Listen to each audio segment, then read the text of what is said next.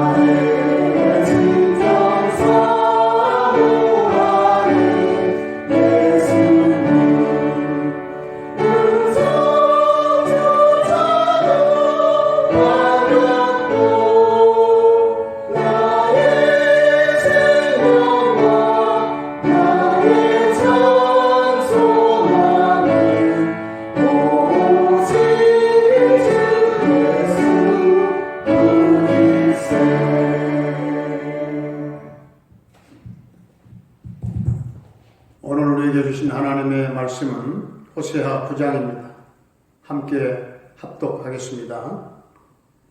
이스라엘아, 너는 이방 사람처럼 기뻐 뛰놀지 말라. 내가 음행하여 내 하나님을 떠나고 각 타작마당에서 음행의 값을 좋아하였느니라.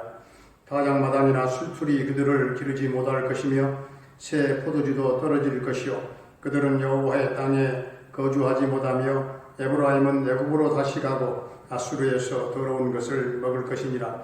그들은 여호와께 포도주를 부어 드리지 못하며 여호와께서 기뻐하시는 바도 되지 못할 것이라. 그들의 재물은 애국하는 자의 떡과 같아서 그것을 먹는 자는 더러워지나니 그들의 떡은 자기의 먹기에만 소용될 뿐이라. 여호와의 집에 드릴 것이 아님이니라. 너희는 명절 날과 여호와의 절기의 날에 무엇을 하겠느냐? 보라, 그들이 멸망을 피하여 갈지라도 애굽은 그들을 모으고 노분 그들을 장사하리니 그들의 은은 귀한 것이나 찔레가 덮을 것이요 그들의 장막 안에는 가시덩굴이 퍼지리라. 형벌의 날이 이르렀고 보응의 날이 온 것을 이스라엘이 알지라. 선지자가 어리석었고 신에 감동하는 자가 미쳤나니 이는 내 죄악이 많고 내 원한이 금이니라. 에브라임은 나의 하나님과 함께 한 파수꾼이며 선지자는 모든 길에 친 새 잡는 자의 그물과 같고 그의 하나님의 전에는 원한이 있도다. 그들은 기브하의 시대와 같이 심히 부패한지라. 여호와께서 그 악을 기억하시고 그 죄를 벌하시리라.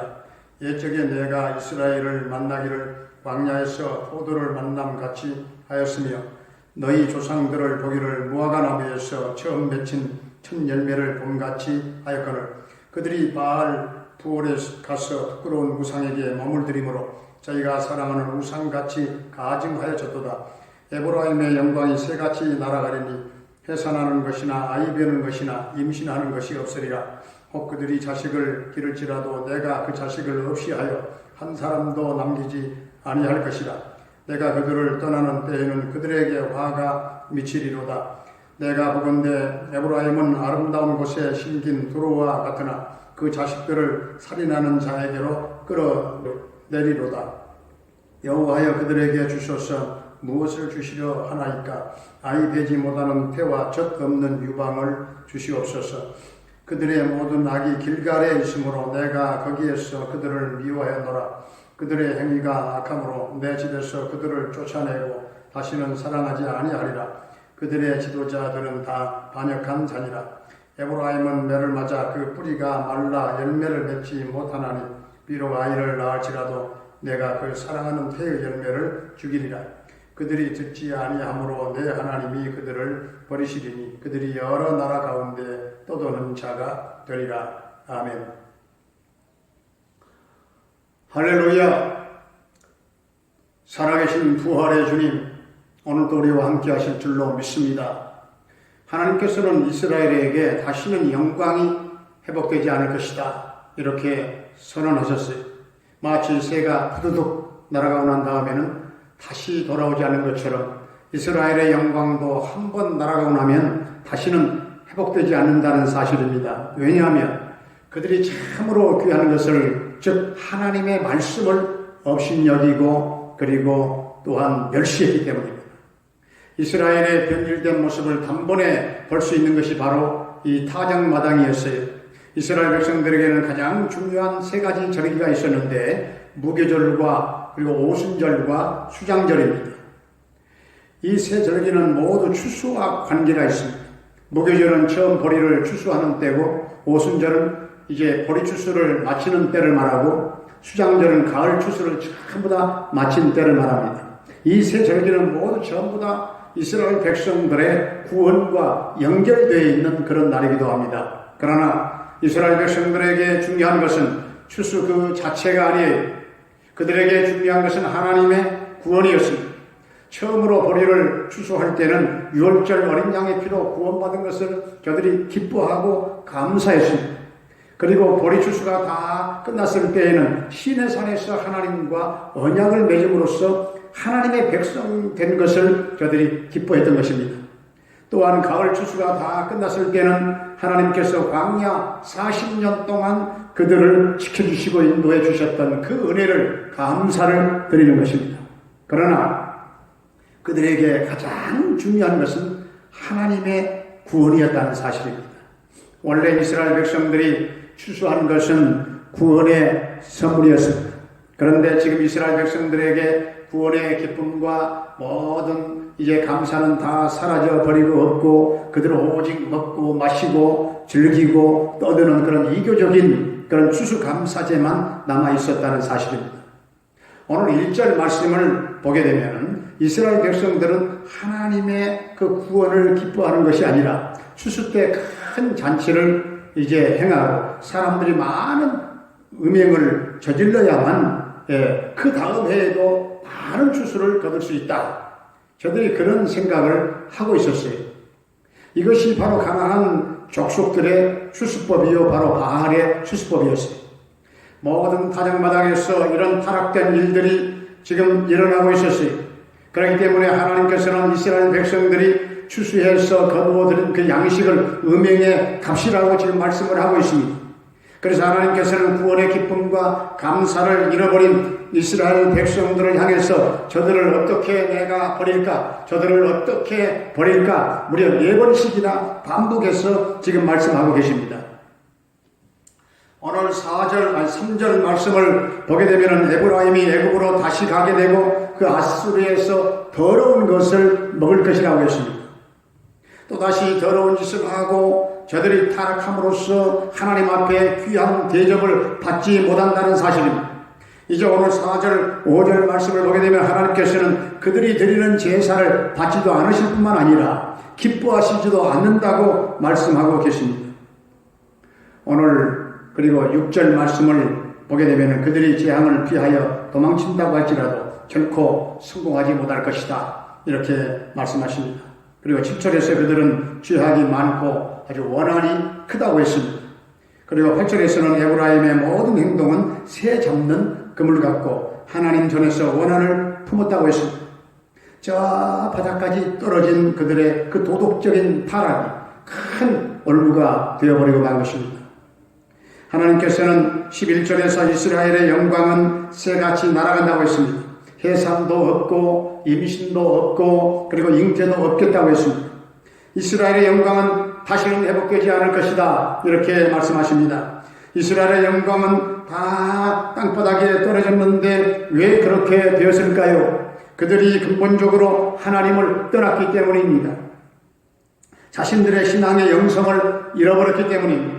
다시는 해산함이나 어떤 아이뱀이나 그리고 잉태함이 없다는 것은 이게 무슨 말일까요? 철저하게 후손들에게 축복하지 않겠다 그런 뜻이고 후손들을 치시겠다 하나님의 아주 무서운 말씀인 것입니다.